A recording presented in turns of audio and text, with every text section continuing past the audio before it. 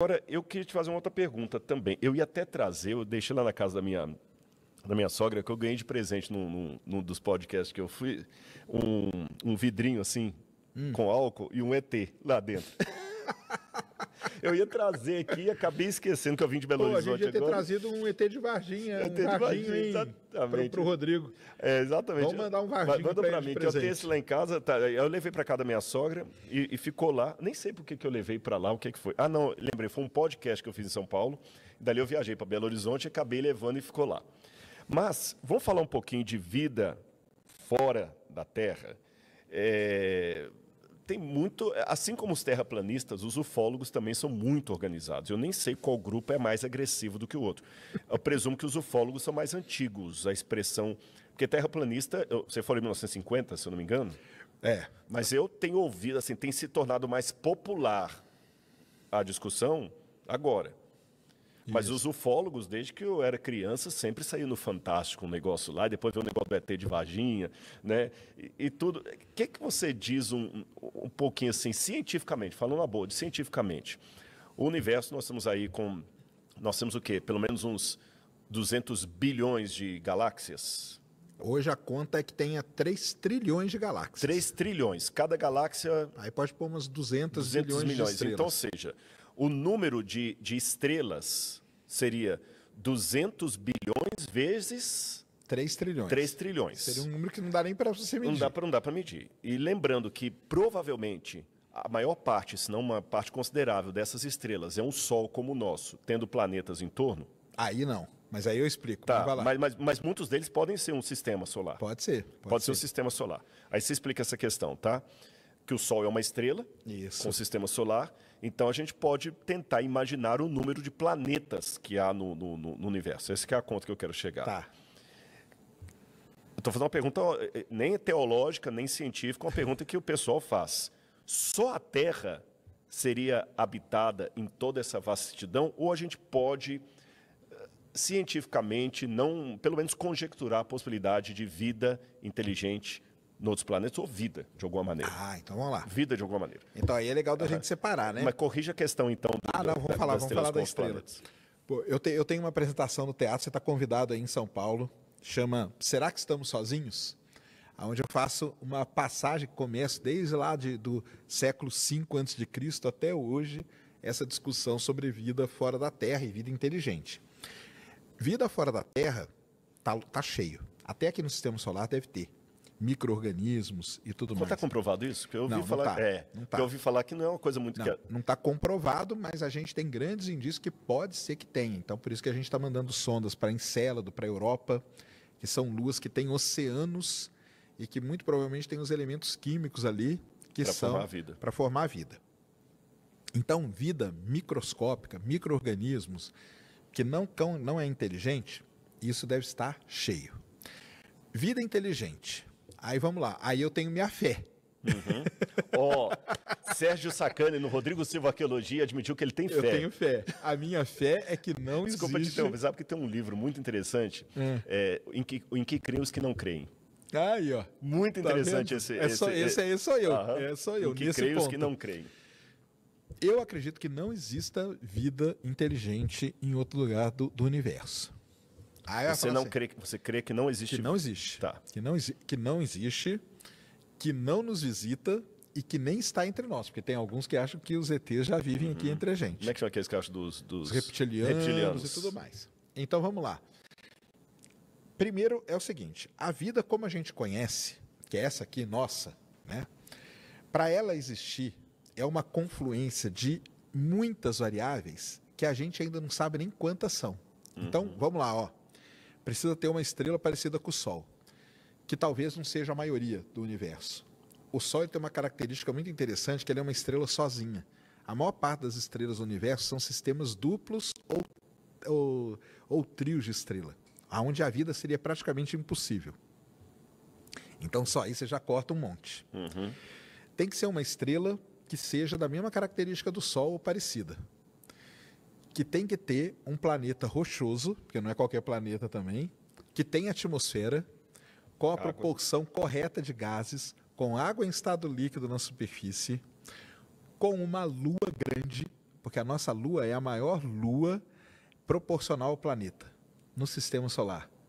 Isso é muito importante. Ganímedes seria muito menor do que... Ganímedes é a maior lua do sistema solar, só que ela é muito menor do que Júpiter. Entendi. Por isso que eu ia falar, proporção a Júpiter, ela é pequenininha. É pequenininha. Entendi. A nossa lua, proporcionalmente à Terra, é uma lua muito grande. Você tem que ter vários planetas, você tem que ter um planeta grande igual Júpiter. E, ó, não falei nada, só que eu já falei umas 10 variáveis. A gravidade tem que ser um ponto para não esmagar o... A gravidade tem que estar no ponto certo, aí vamos lá. Tem que ter vulcanismo, tem que ter tectonismo, porque senão você não tem reciclagem de nutrientes no planeta, então você não traz elementos ricos em minerais do manto para a superfície, você não cria o ciclo do carbono, que a gente chama, que é super importante para a vida inteligente se desenvolver. Você tem que ter um tempo para essa vida se desenvolver. Então, quando você começa a colocar todas essas variáveis, aí muita gente fala assim, não pode, cara, porque é infinito. Não é infinito. Porque se começar a colocar esses números aí, tudo isso vai caindo. Embora sejam 2 trilhões vezes 200 bilhões, primeiro que não é infinito. É um número grande, mas não é infinito. Quando você vai colocando essas variáveis, vai tudo caindo. E coisas que a gente vai descobrindo há pouco tempo. Por exemplo, a gente descobriu agora, bem há pouco tempo, que a nossa Lua ela teve um campo magnético. E esse campo magnético, ele existiu num momento crucial para que a vida, para chegar até aqui onde a gente chegou, ela passou por vários saltos evolutivos. Então, ela começou unicelular, passou para pluricelular. Isso aqui foi um salto evolutivo. Ela teve que se desenvolver, ela teve que se reproduzir. Desculpa interromper, só para entender, o salto evolutivo, você quer dizer o seguinte, ela não foi passando pelas etapas, é como se ela... Fazendo uma comparação, é como se ela tornasse de um bebê e um adolescente sem passar pelas fases. Não, ela vai passando, só que tem um momento crucial onde essa coisa muda radicalmente. Entendi. Mas ela vai evoluindo, né? Então ela é unicelular, aí a célula começa a se dividir, a célula começa a se reproduzir e tal, pula para pluricelular. Acontece várias coisas aqui no meio, ela tem um outro salto, depois um outro salto. Esses momentos são cruciais para a vida chegar ao que ela é hoje. E nesses momentos pode ter acontecido muita coisa. Por exemplo, uma explosão de supernova próximo oblitera a vida. Uma explosão de raios gama acaba com a vida. Um asteroide, igual que acabou com os dinossauros, acaba com a vida. Grandes erupções vulcânicas, como aconteceu em Vênus, acaba com a vida. Isso a gente chama de grandes filtros que a vida vai passando. Então, para a gente chegar onde a gente está aqui, nós passamos já por uma grande quantidade de filtros. E chegamos até o momento. Será que em outro planeta isso aconteceu também? Matematicamente falando, é muito absurda. É muito, porque são muitas variáveis e a gente nem sabe. Então, por que eu falei do campo magnético da Lua, que é uma coisa que a gente descobriu agora? Mas antes de entrar no campo magnético, só te fazer uma pergunta. Agora vem o lado do religioso, vai lá, né, para a gente bater o papo.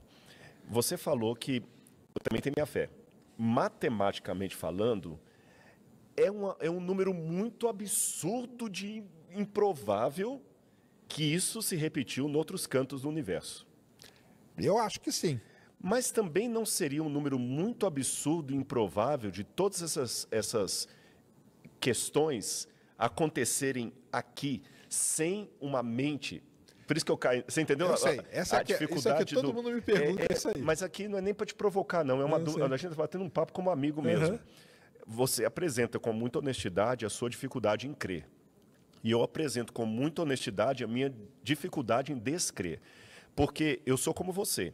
Falar que no universo vai acontecer isso, tudo que você está sintetizando aqui, por uma mera aleatoriedade, realmente, é mais fácil acreditar que eu vou ganhar 200 vezes na Mega Sena e sem jogar.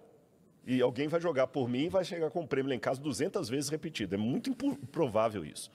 Mas nós estamos trabalhando com uma cadeia de improbabilidades, se não tem Deus, de coincidência sobre coincidência sobre coincidência, para que o Rodrigo e o Sérgio estejam conversando aqui hoje. Como é que funciona a sua cabeça que, assim, você fala assim, eu não acredito em vida em outros planetas, porque, matematicamente falando, é muito improvável que essa coincidência aconteça. Mas aqui, eu acredito nessa coincidência... Que aconteceu aqui. Sem Ela Deus. Aconteceu aqui, Só queria entender como é que funciona isso, sem provocar. Então eu sei, conversa claro. de amigo. Para mim, nós somos um resultado do acaso.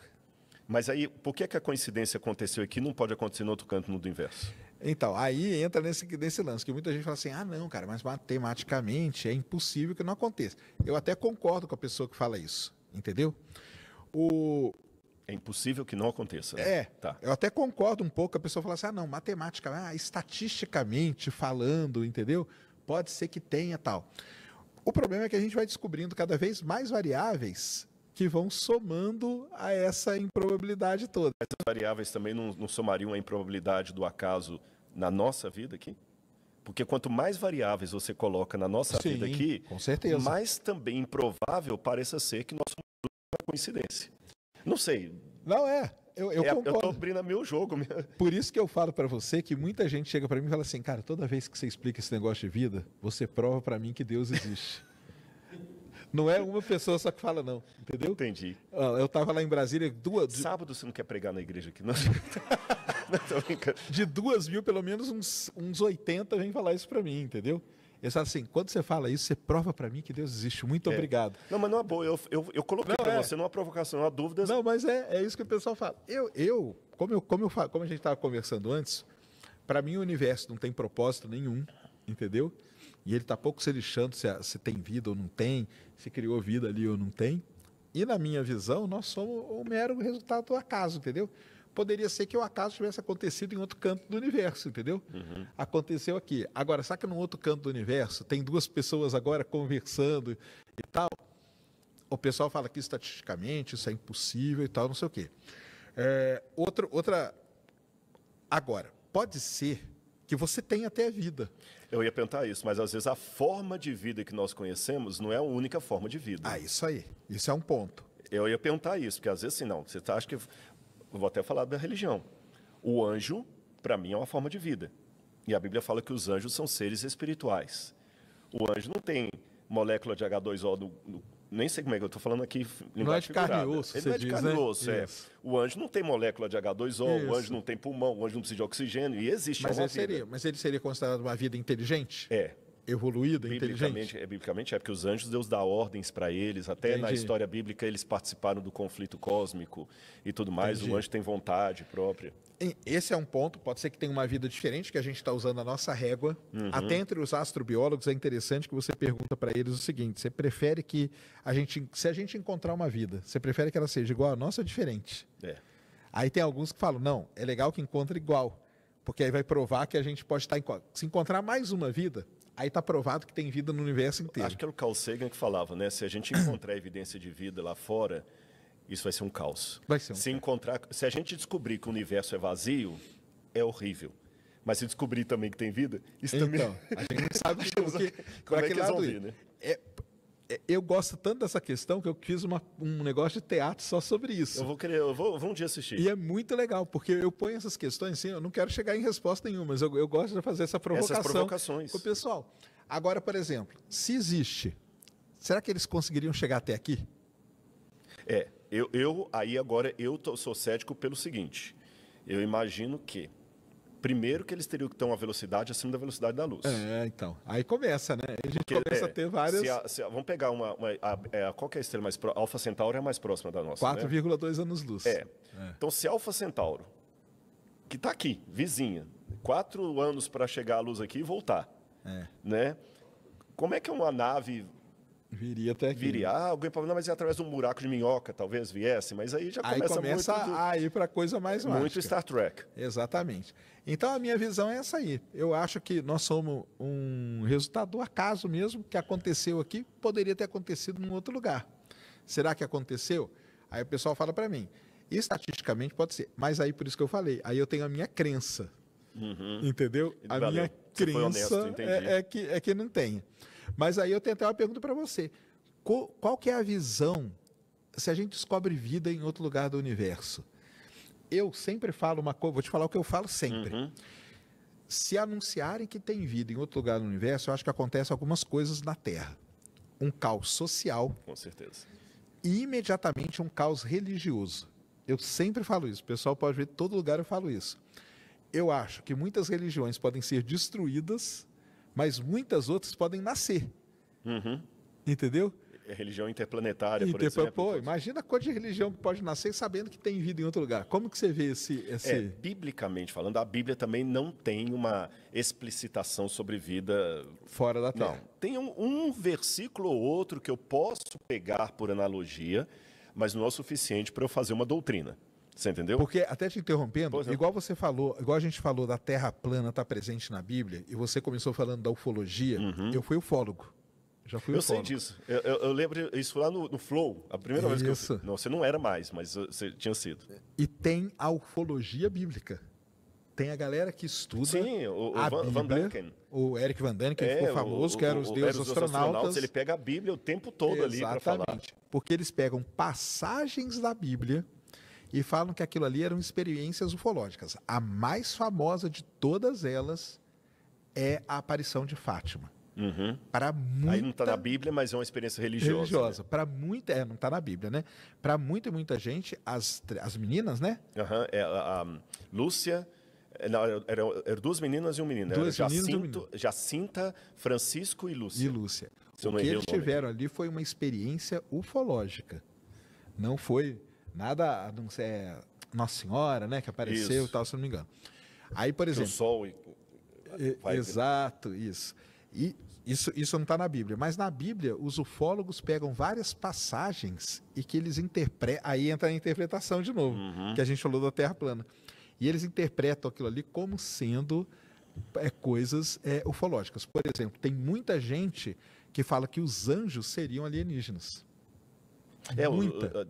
Quando fala em Ezequiel daquelas rodas que rodam no trono de Deus, eram os deuses astronautas, falam muito sobre isso. Só que ele tem muitos erros primários, até quando ele interpreta a cultura asteca, lá do México e tudo mais. Eu posso até falar um pouquinho depois algumas coisas bíblicas nesse sentido, mas eu queria uma pergunta nesse meio aqui. O que fez você deixar de ser ufólogo? Qual foi o start que você falou assim,